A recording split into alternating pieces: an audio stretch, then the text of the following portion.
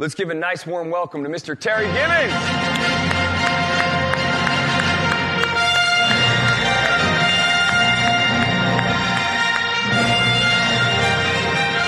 That's a great song. Good job, Brian. Top of the morning, everyone. How you guys doing? Good. Ralph, thank you so much for your kind words. I appreciate your awesome testimony. How's Ralph been doing a great job this weekend, guys? Give him a hand. Such a nice guy he is. How was Saturday night in Chicago? How's everybody feeling? I see some droopy lids a little bit. Maybe there was a party somewhere I didn't get the call about, possibly. Well, first off, thanks for getting up early, even though we had gave you an extra hour with the time change. Thanks for getting up a little early to kind of learn a little more about what we do here at Fortune Builders at a super rounded out level, right? Because someone's going to ask, why is Terry up here talking about health when we're here to learn about real estate, business, and things like that? Well, I'll tell you, if you ever come visit the Fortune Builders mothership, right, down in San Diego, who's been to the headquarters down there in San Diego? Okay. If you walk around the office, you'll see a theme going on with all the Fortune Builders team, right? We all play business at a very high level. We all play achievement at a very high level, but we do anything like we do everything. We do everything around that office. And people are trying to excel in their life in every way. And so you'll see in the middle of the day at lunch, because we're all super busy, you'll see half the office get up and they'll go to do a CrossFit workout. And they're working out. And you'll see that as a team, we all do these challenges and cleanses that Ralph mentioned, because we know that when you're trying to excel at a high level, you need a lot of energy, right? And if you're dragging all day long because there's a lot of demands on you from what we do here at a business level and emotional relationships, you're not going to perform very well if you're low on energy, right? Right? So we need to pump our energy up. So we constantly are doing these things around the office to keep our energy high, because we don't want to just be running 100% on willpower. We want our bodies to really be growing, and we want it to constantly be enhancing our performance from the inside out. So what my job is to do is to talk to you a little bit today about 3 things that we really do in the office is going to kind of help you guys with your business. I'm going to teach you 3 things.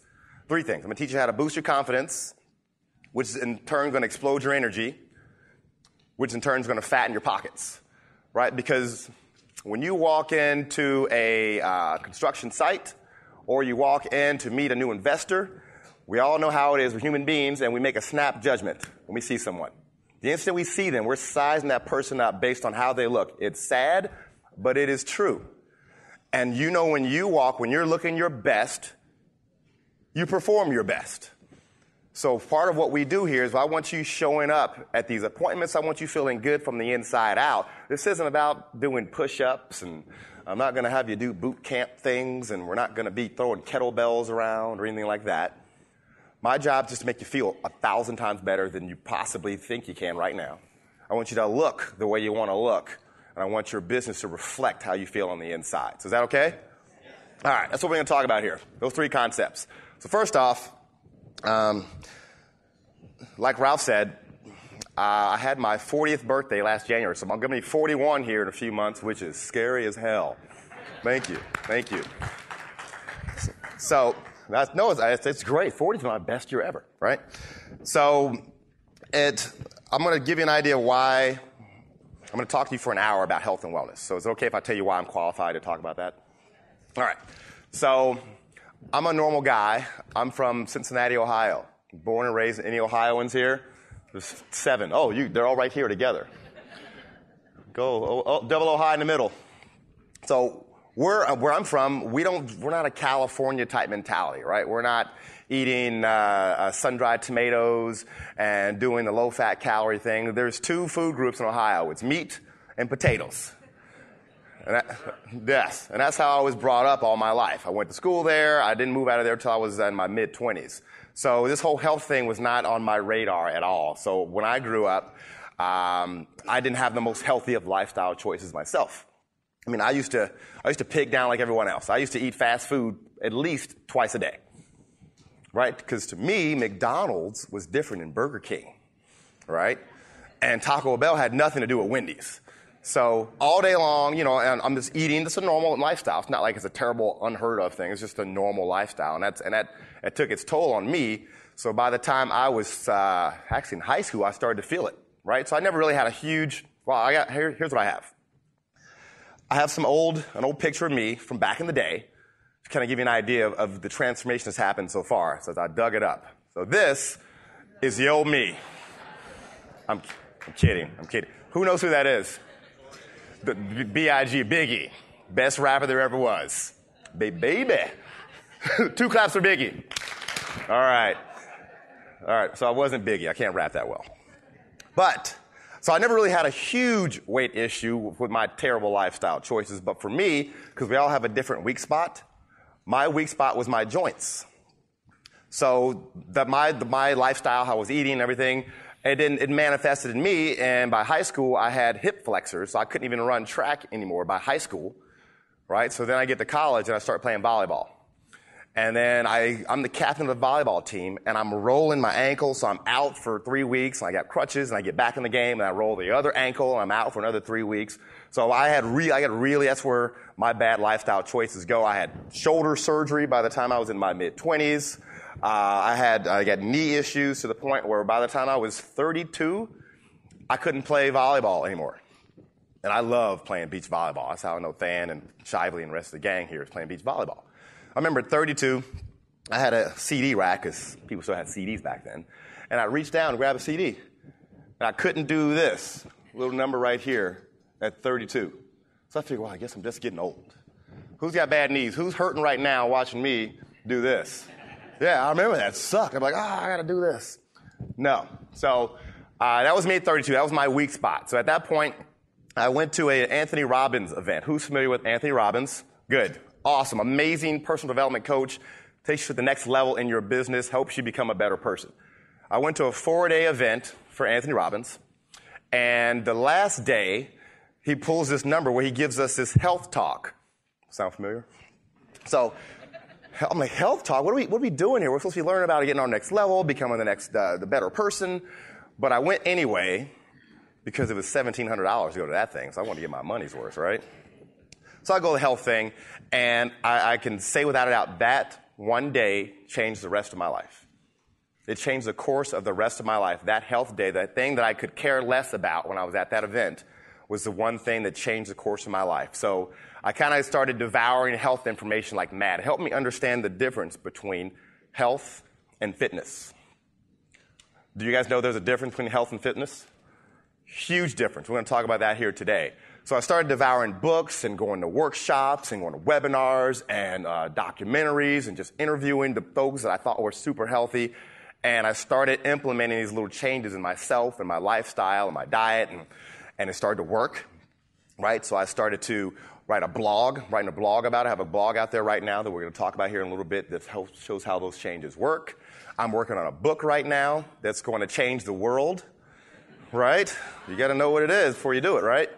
So that's why I'm here today, and I'm here to share with you the things that we do at Fortune Builders that are implementing those strategies that helping our business as well as our lifestyles. And that's what we're going to talk about here today. Is that cool? Yeah. All right. So that's not the old me. Don't go out and buy my old albums. I don't get any of that. So let's talk a little bit about why we're going to reset our bodies in the first place.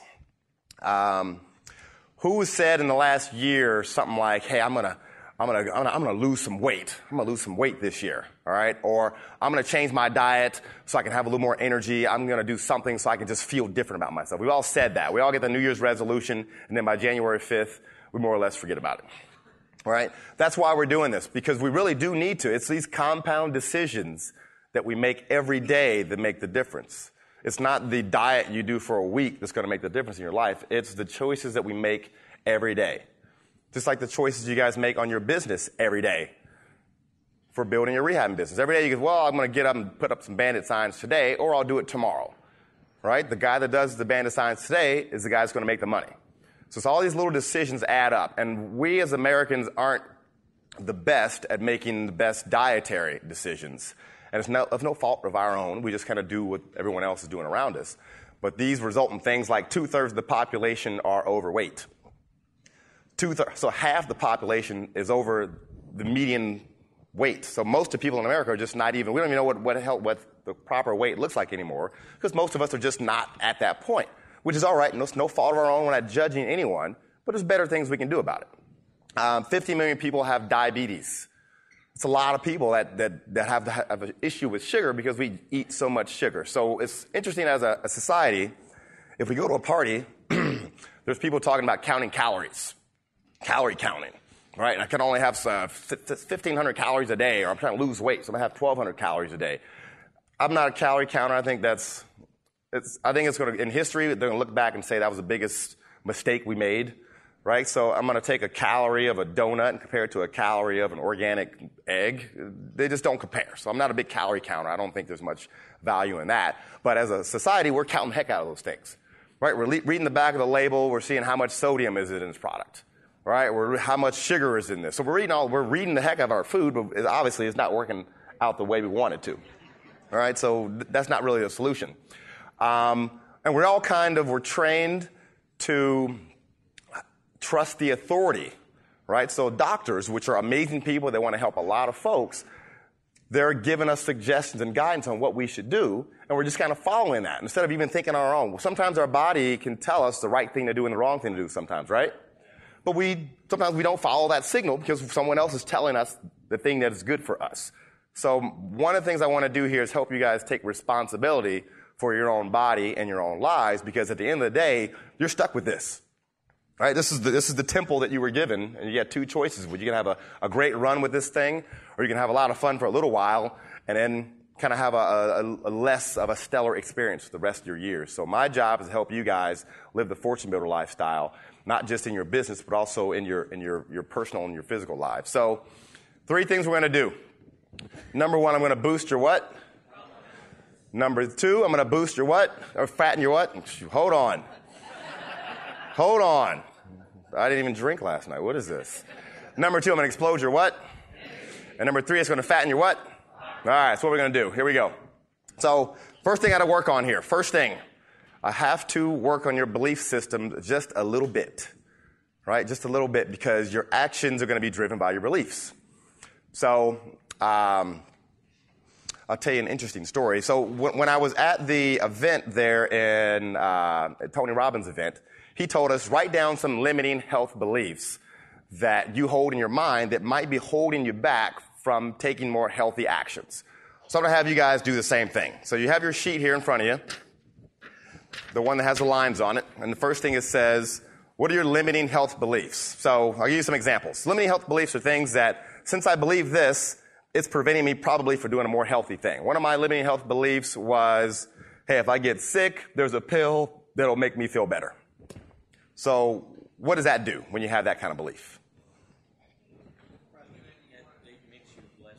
Makes you less proactive, because you're thinking, well, I can screw up all I want, and then this pill will fix me. So you're damaging your body all the way thinking that some pill's going to fix you. So I used to think that. Another limiting health belief I had was it runs in my family, so, it's just going to happen to me too. So is that an empowering belief or a disempowering belief? Yeah, you're just sitting there, there's this dark thing at the end of the tunnel, and you're just kind of walking towards it, hoping you have a little fun before you get there. So that's not true. What are some limiting health beliefs that you guys might have? You can just shout them out. Water tastes bad. That's amazing. That's really a true thing. People think that. I know. That's amazing. But that's a very true limiting health belief. Just work out, you'll lose weight. Not have enough time. If you just work out. So just working out is the only way you can lose weight. Okay, what else? What's that? That's what happens when you get old. That's what happens. So write down some of these limiting health beliefs that you think, well, heck, this is how I think about the matter. What's the purpose of doing anything about it? Right? Because I'll tell you a little story. It won't stick. Yep, it won't. It'll be temporary. It won't last forever. It won't work for me. But see, there's a lot of limiting. Write them all down. This is good. And get them out, because I want you to see them. Once you see these things, we're going to start to rethink, where did I get this thought from anyway? Did I get it from a commercial? Was it from a family member? Was it just something I saw once and it stuck in my head? Write those things down on your sheet.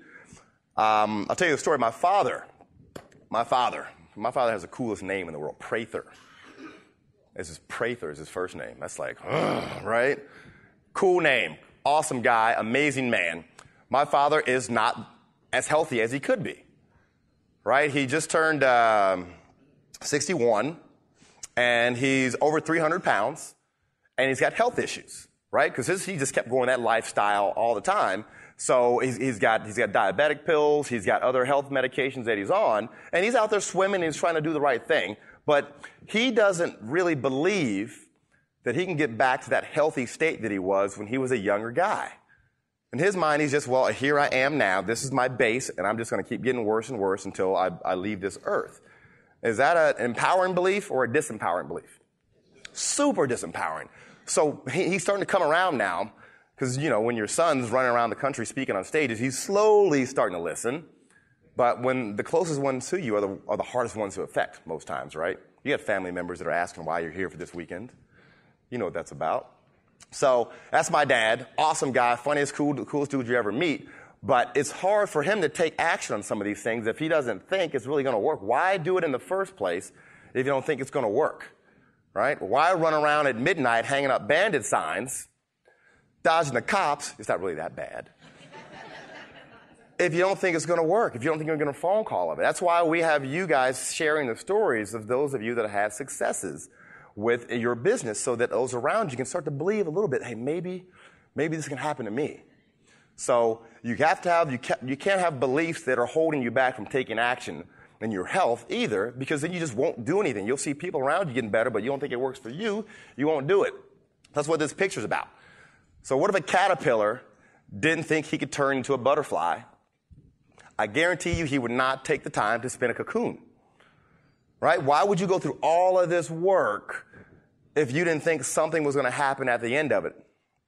Fortunately, caterpillars don't have the internet. Right?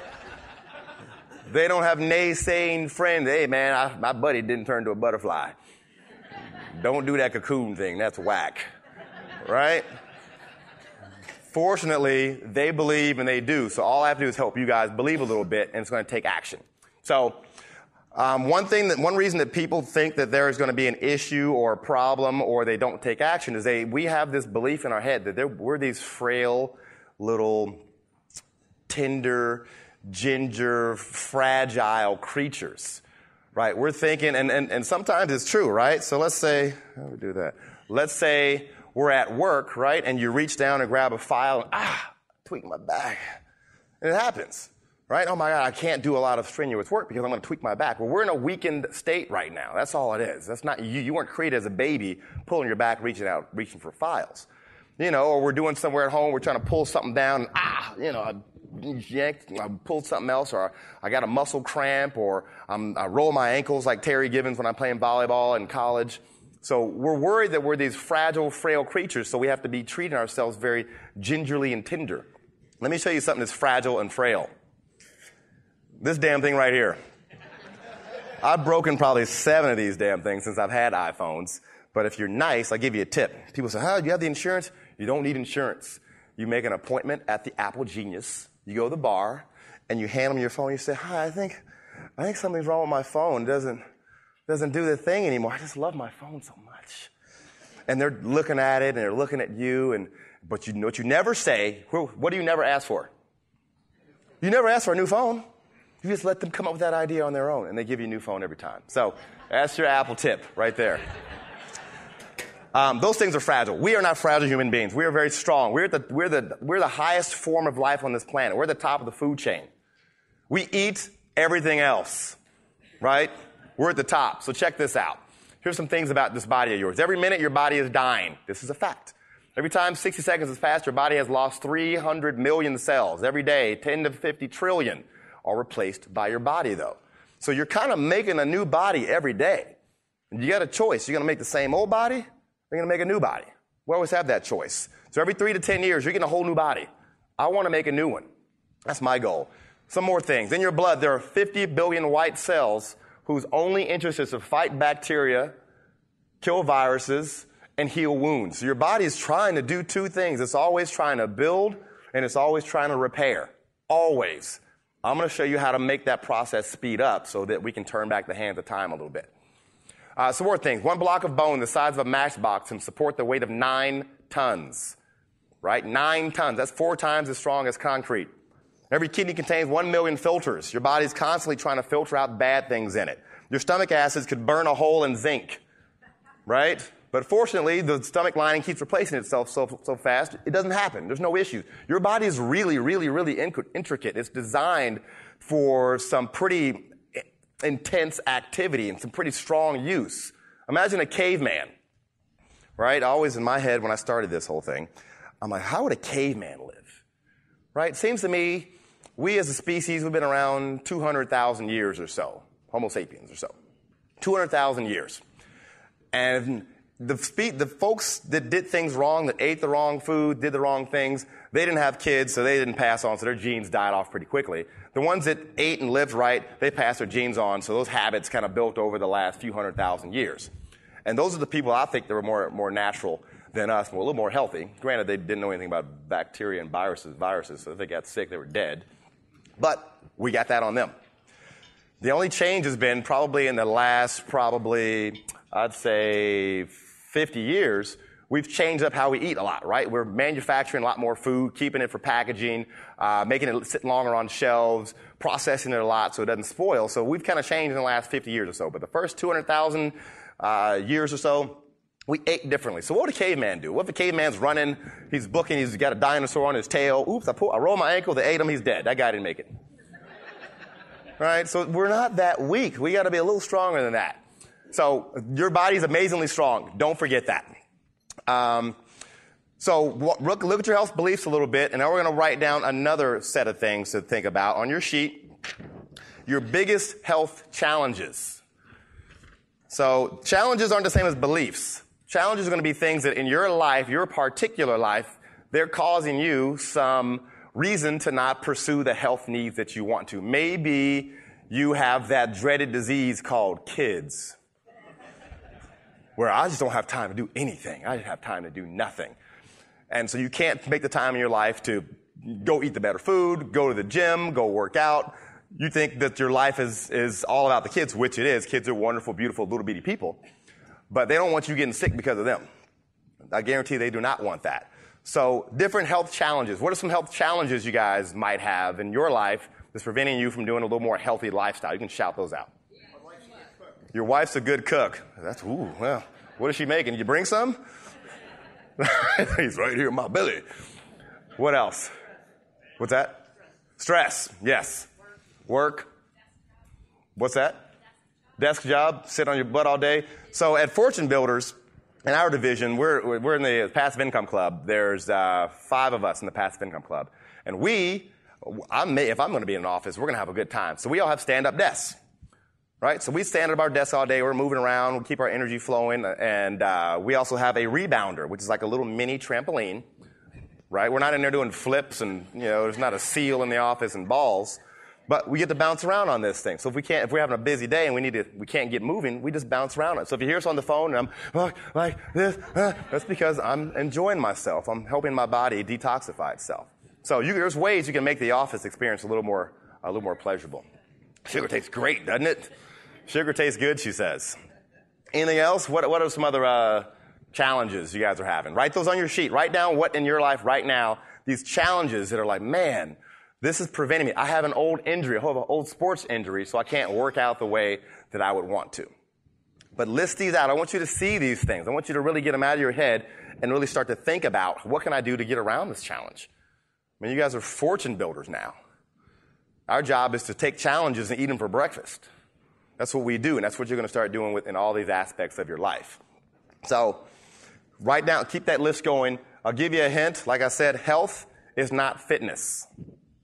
Health. Fitness is when you got some bulging muscles, right? You can run really fast somewhere. That's fitness to me. That's kind of what you see on the outside. But that doesn't mean that you're healthy. Who remembers FloJo? Florence Griffith Joyner, right? She was an amazing track star, beautiful woman, amazing shape. She's the fastest woman on earth back in the late 80s. FloJo looked great. Super fast woman. Died in her sleep one night in the prime of her game because she was not healthy on the inside. She had great muscles. She could run, but her body, her organs, her internal systems for cleanup, her internal systems for communicating, for getting nutrients in and out of her body, for detoxifying and fighting sickness, didn't have any of that going. So that's why I'm not going to have you doing push-ups and kettlebells and mountain climbers and all that. You don't need to do that to get healthy. You can. That will speed up your process, but it's not required. I have tons of people that are losing tons of weight, getting a lot more energy without having to go Arnold Schwarzenegger in the gym. So let's figure out where energy comes from.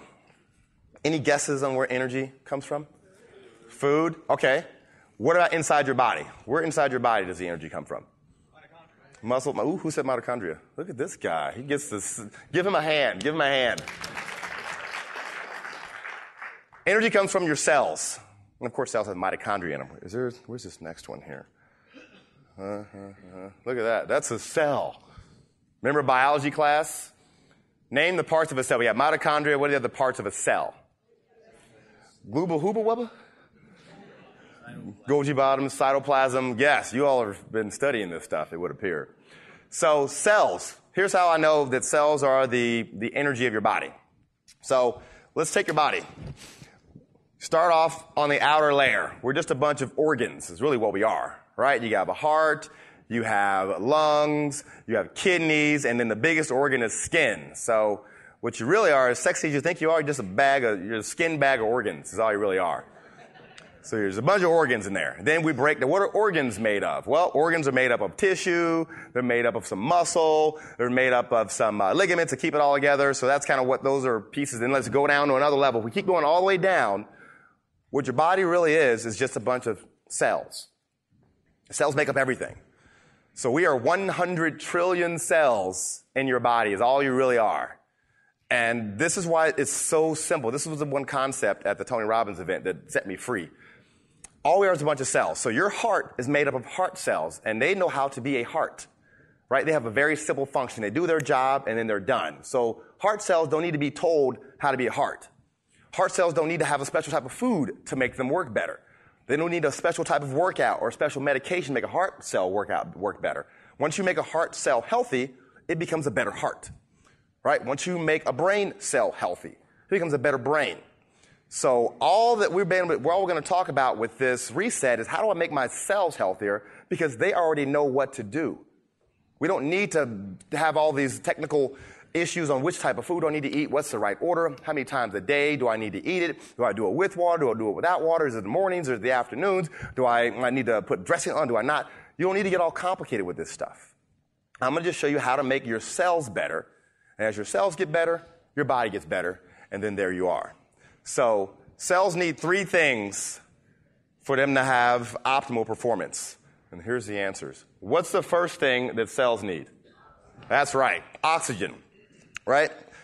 How long can you live if you hold your breath? That's how important oxygen is. Right? You're dead in a few minutes without oxygen. It's so vital to find a way to get fresh oxygen into your cells. Number two, what's the second most important thing that cells need? Water. How long can you live without water? A few days, maybe a week if you're like a camel or something. I don't know. Right? But that's number two, water. Extremely important thing to have figure out a way to get more of that fresh water into your cells. Water is not soda, right? Water is not Red Bull. Water, not fluids. Fluids are different. Water is we'll talk about water a little bit. Number three, what's the third thing your cells need? Waste removal. You got to get the junk out.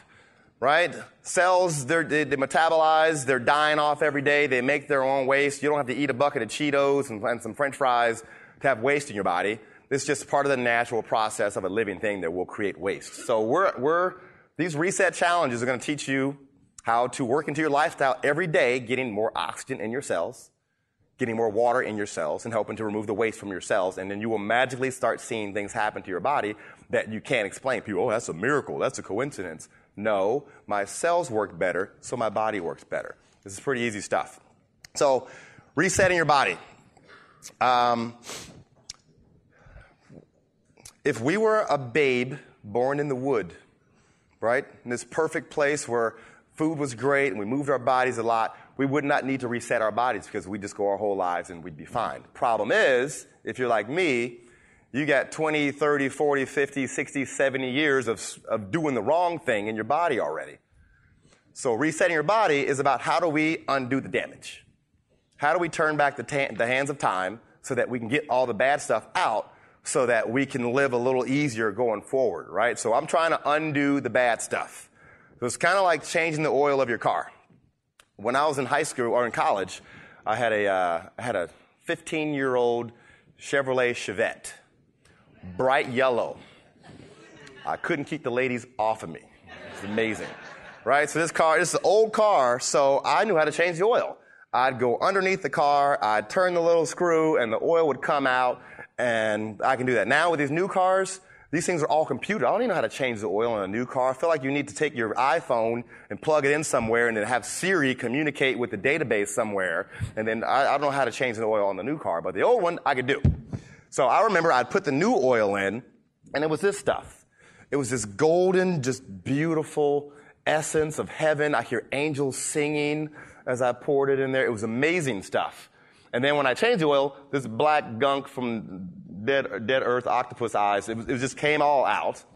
And that's how I knew good oil goes in, nothing's wrong with the car, but there's gunk that builds up. There's damage. And I could tell when I need to change the oil in my car. I had an old car. So I'd be at a light, and then I'd hit the gas to go. And then I'd go, right? Or I'd be cruising along, and as it would jump from second gear to third gear, and you could feel these jumps. And if you got an old car, you know what it's like you need an oil change. And once you change the oil, then what happened? Boom, you're firing all cylinders. You're in a yellow Chevette. How much performance you're going to get out of this thing? But I took off at the light, right? My gear shifts were smooth. You're the same way. Right now, you're stalling at the light a little bit. If you haven't changed your oil in 20, 30, 40, 50, 60 years, you're having jumps in between your gear shifts right now. But you probably don't even remember it. It's been so gradual, it's easy for people to forget what it was like to have tons more energy. It's amazing. We just, as humans, we can adjust to our situation so well, but sometimes that works against us. Like, who remembers being a kid, or you've seen kids? Kids, Christmas morning, kids.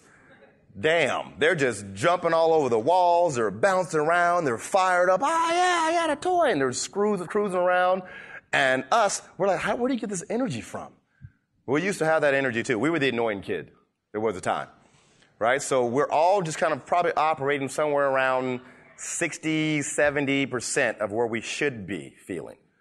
And we don't even know it right now. When people do these challenges, I say they can always have a cheat day or something. And they'll do the cheat day and they feel like crap for like a few hours. And I said, you've been feeling like that all your life. You just never even knew it lately. Right? So we're changing. I want to change your body's oil just a little bit. It's also like changing the lint filter in a dryer. Right? So if you have a clogged up lint filter and you put your clothes in there, what happens? What happens with a clogged up lint filter? Takes forever. The clothes don't come out dry. Right? They're all a little damp. As soon as you change that lint filter, what happens? Stuff catching on fire in this thing. It's so hot, clothes are hot. It takes a lot less energy to do the same amount of drying in that dryer. You're the same way. Right now, you're using a whole lot more energy than you need to get things done. You're having to constantly consume just to do things that shouldn't take you that much energy to do. So as we reset you, you're going to notice you're having a lot more excess energy going on, and you're going to need that energy. So who here works a day job right now? Who's got a job, right? So you have a job. You work 7, 8, 9, 10 hours a day. Then you got to come home and you have to work on your real estate business afterwards. So you need more energy to be able to fulfill the requirements, because we give you a list of things to do that will blow your head open. Right? Of all the things, who's going to go next week and implement everything they've learned this week? Who's going to go implement it? Right. No, you're not. It's impossible. It was a trick question. You can't. There's too much stuff to do. So, but we're going to slowly, gradually get you there, but you need more energy to do it, because otherwise you'll quit on yourself. You will not quit on yourself when you're a fortune builder. So, I'm going to go over a quick definition. I'm going to give you some action steps so you guys know what to do. So, toxins. I have a little example here. Toxins. I remember when I first got started with this reset situation, I thought toxins were a government conspiracy. Right? Because I never knew it. That sounds so dangerous. These are toxins. Toxins are not government conspiracies. They are simply anything that your body cannot assimilate or digest, or they're harmful to the body. That can be many, many things. In my example here, poison. Obviously, a poison will harm you. Acids are going to harm you. Those are easy toxins to figure out. Don't drink the Windex. As a kid, I used to eat Ajax. This is weird. Ajax, I used to put it on my tongue and when I was cleaning the bathtub, and Ajax. Who does that? I don't know. I guess I was cleaning my body from the inside out. Who knows? Other things that are more subtle toxins are things like chemical preservatives, right? So they're taking a pickle in Jersey somewhere, and they're going to stick it in a jar, but pickles don't last very long unless you help preserve them. So they put some chemical preservatives in there to make it last the trip across the country, to sit on a shelf in California for 6 months. Pickles don't last 6 months. But the preservatives help make that happen. And when we eat the pickle, we eat the preservatives. Don't freak out, but just know that there's things in there that your body can't properly assimilate. Anything you read a label and there's something on there that's not food, that is a chemical of some sort, and that's some sort of toxin. It's not going to kill you today, but you want to find a way to get it out. We have to find a way to get these things out. Drugs, medications, those are also things that are not foods. There's 2 things that are foods. Here's your hint. 2 things that are foods for human beings. It has to be a plant or it has to be an animal. That's it. There are no other foods out there. That's what people eat. So if it's something we made in a laboratory, it is not a food, and your body it'll have some reaction in your body like drugs do to cause some effect, but then you got to get it out. So if it's a food, it's a plant or an animal, it's a food, everything else, hey, in my mind, I know I got to get this thing out of me at some point in time. So those are what toxins are. So for instance, there's toxins coming into our body every day. So you don't have to do very bad things to have toxins come in your body. We have things like air. In the air, there's toxins. I mean, in San Diego, I live under the airport, so there's jet fuel coming down on people all day long. Not going to kill us, but be aware of it. Water. It's a long way from the filtering plant in your city to the faucet in your house. So they put fluoride, chlorine in there so that you don't get a bunch of bacteria and viruses when the water gets to your house. So they're not trying to kill you, but then you're drinking the fluoride and the chlorine. And it's not like it's a ton in there. But if you take a pint, who wants to drink a pint of fluoride? Who would drink a pint of fluoride? Do you think over a year's time drinking tap water, you get about a pint of fluoride, though? So you're getting it. It's just a little slower. So just don't freak out, but just keep in mind it's there, and that's why we're resetting, right? There's toxins in our food we talked about, in your beverages. There's a ton in our beverages. Prescription drugs, radiation, heavy metals. There's a lot of things happening to us all day long. We're not dying here on the spot, but it starts to add up. The cumulative effect of that goes on every week, every month, every year. And it starts to add up over time, and we don't even know what's happening. We just slowly start to get a little less energized. So this is why we're doing these reset things. And these are toxins. Your body knows how to get rid of toxins on a regular basis. So for instance, this is your body. It is a cup.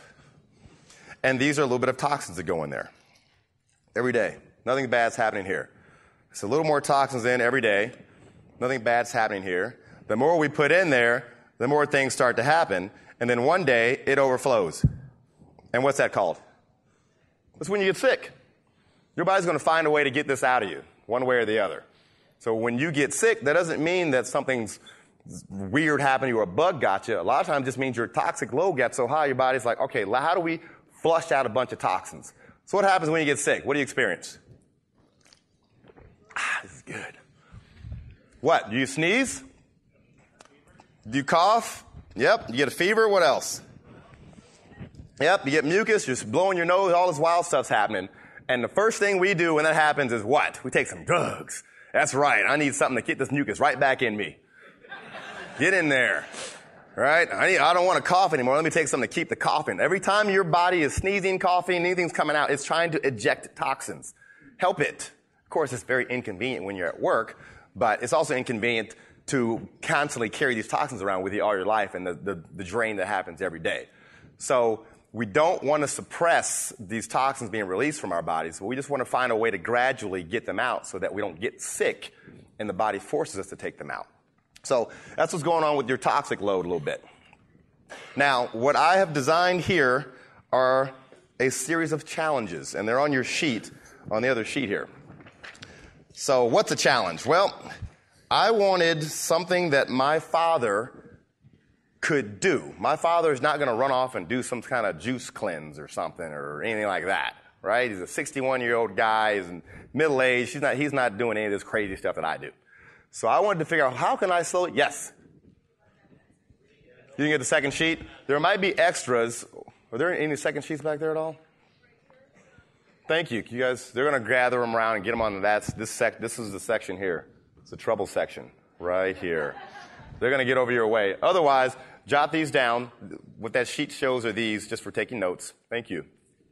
So I'm like, how do I get people to slowly start to take action to put more oxygen in their cells and more water in their cells and increase the amount of waste removal without realistically knowing people won't do drastic things. I need to slowly implement it into your lifestyle. So that's where I came up with the 8 reset challenges.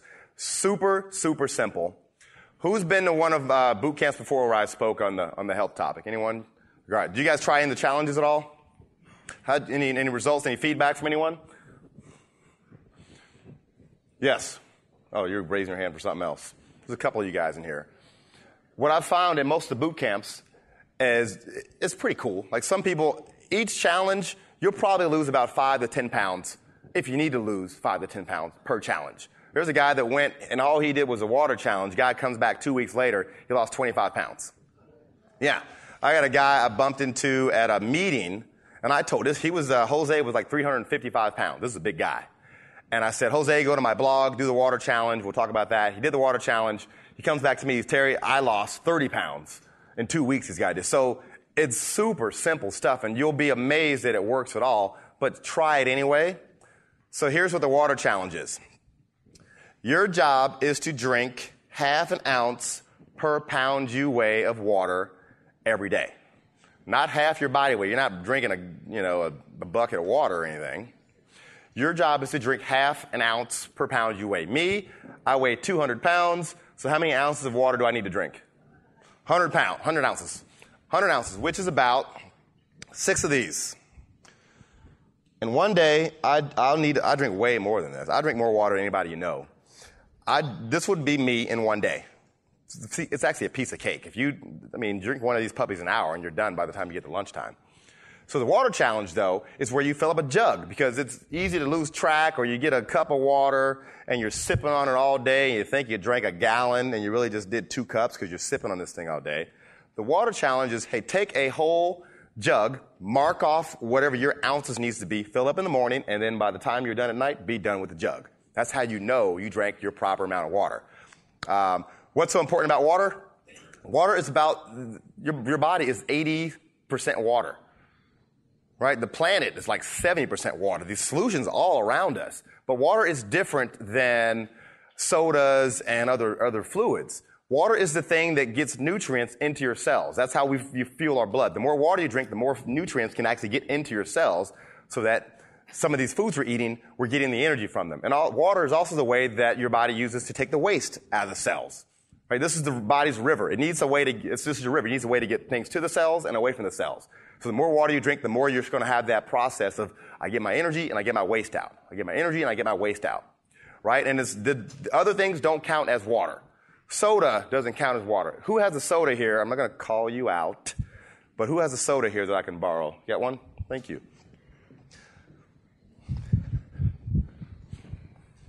You brought this in here? I'm kidding.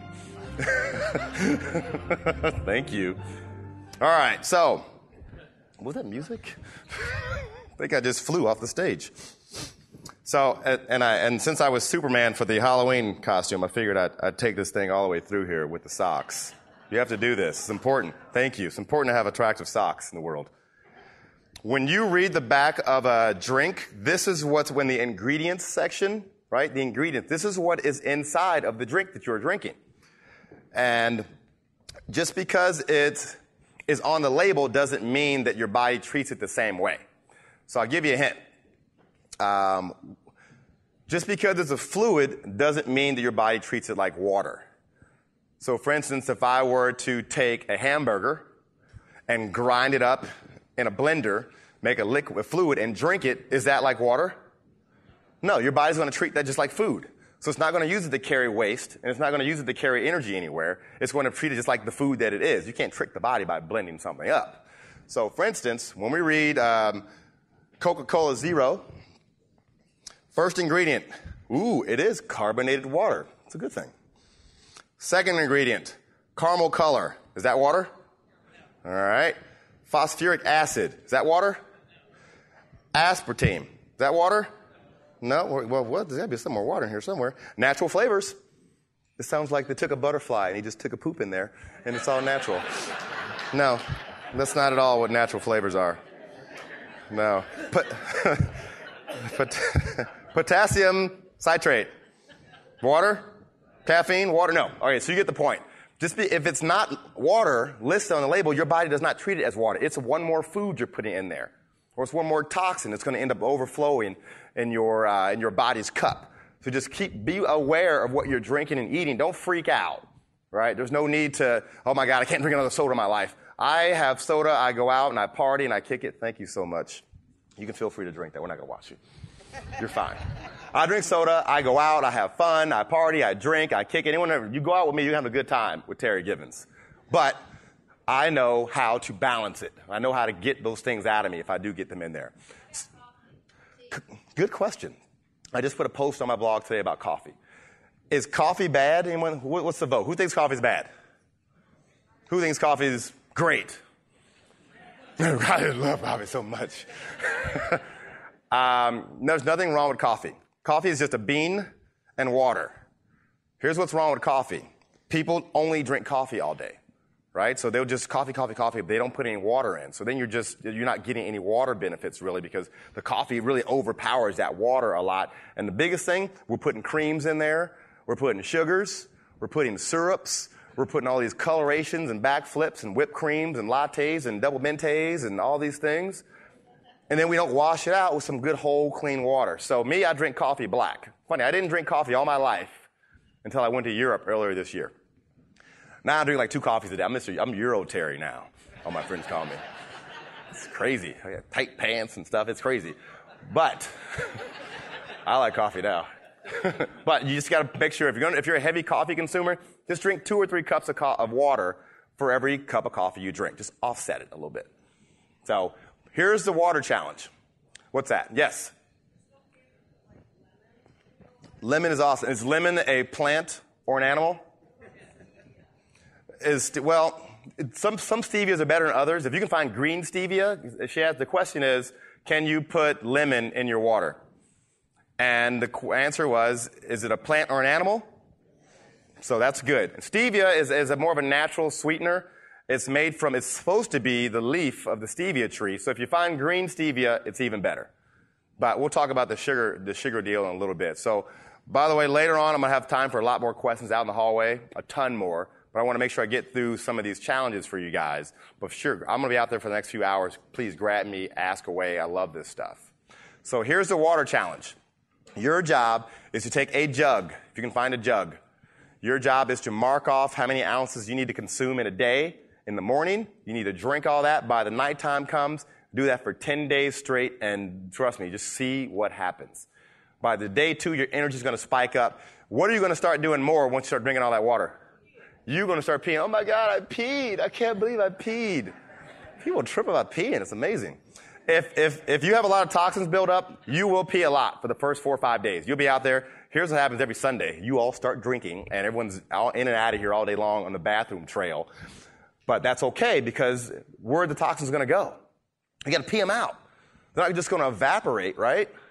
So it's okay to pee. Once you get over the first 5 days of whatever that got backed up in you, you'll be peeing like a normal person. Until then, you might as well just stay in the bathroom. But it's okay. So you don't have to commit to this, right? Don't feel pressured into this. But what do you think a good time to start the water challenge is? This one says Friday.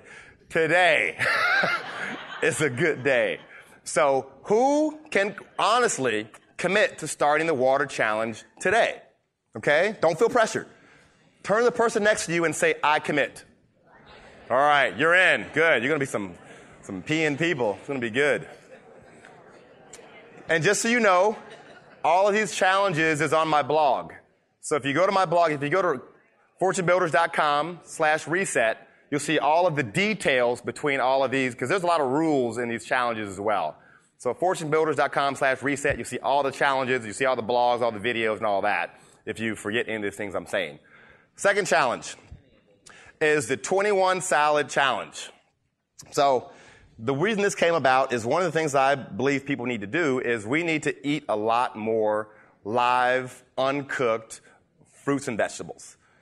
The reason that is that when there's enzymes inside of fruits and vegetables that help to digest food in our bodies. It helps to get more energy into your cells. It helps to, when we eat a food, we're just stealing the energy from this thing, right? We're not trying to steal the mass of this. We're just trying to steal the energy from this item. So things that are not cooked have more energy in them than things that are because enzymes are alive. So if I were to put something, I put a steak in the oven there, or take some fruits and vegetables and cook them for a while, they're going to have a lot of their energy dying off. If you put me in the oven and put me on 160 degrees for 40 minutes, I'm going to have a lot less energy too. Right? That's what we're trying to do here. I need you guys to get more fiber, get more live enzymes. So I believe everyone needs to eat a salad before every meal. Right? Whatever your meal is, I don't really care with me. You can eat a pizza. I don't care. You can eat hamburgers. You can have some ice cream. I'm not telling you what you can or can't eat. I just say add a salad before that meal. Why do you think I say before the meal? Right, because if you eat it before, you won't get full off of whatever you're about to eat. So there's a reason that is. When you eat food, your body has one tube in it. It starts right here, and it ends right here. Right? It's 30 feet long, and it wiggles around. These are the hardest things in the world to blow up. You need to be a carny. Wish me luck.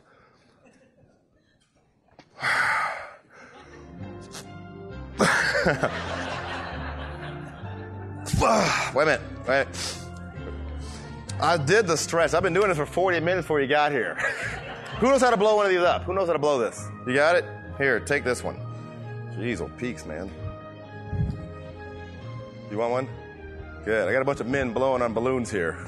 What are the tricks we want? So your body is one big tube. And as you start to consume food, we're eating breads, we're eating meats, we're eating fluffy foods. They start to clog up and they start to fill up this tube of our body. All right, you guys are, keep at it. Keep at it. We're pulling for you.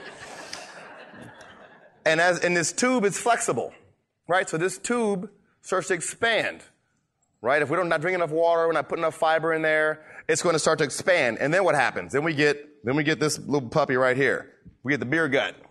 Beer did not cause that, let me tell you. That's from us not eating enough fiber. Yeah, it's tougher than it looks, ain't it? Oh, wait. He's getting a little... That's pretty good. What we do is it starts to expand. It starts to get big. How do we get this thing down? Well, we drink more water. Water will you'll flatten your waistline probably about 2 or 3 inches, depending on how big you are, just after a couple weeks of drinking water.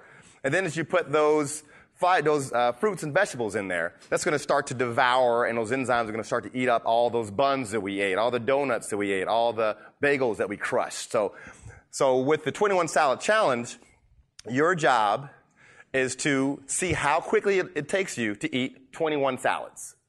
So I think we eat 3 meals a day. So on breakfast, I usually have a fruit salad.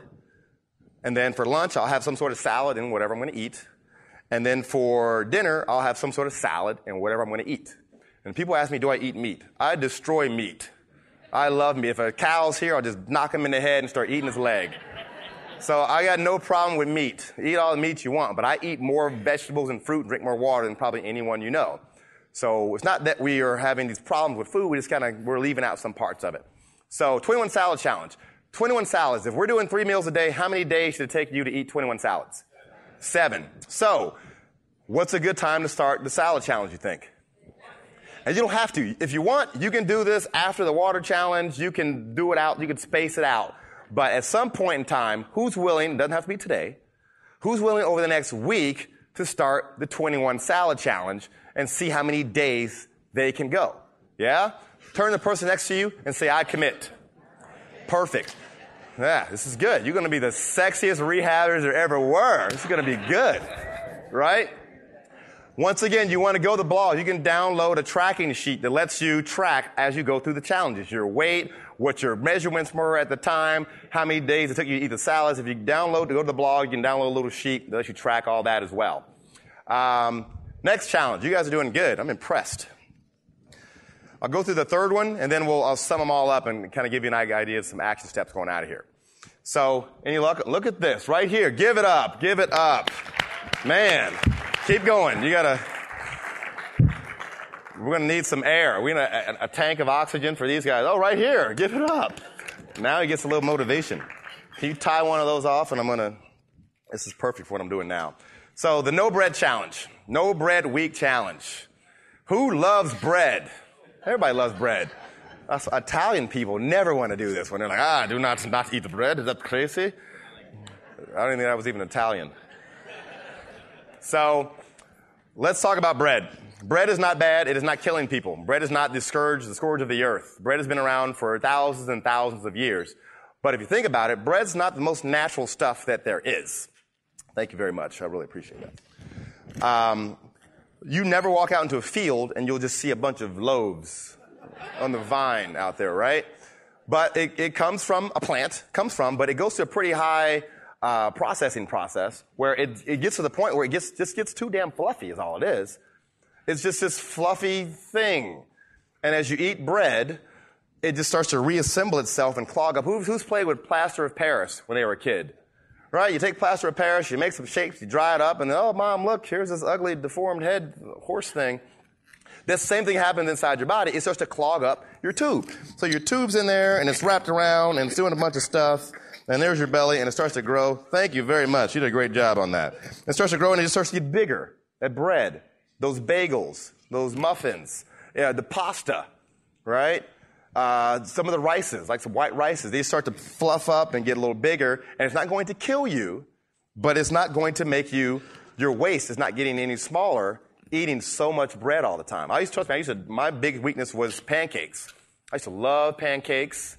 My old career, my coworkers all got me a huge, like 100 pack of Eggos.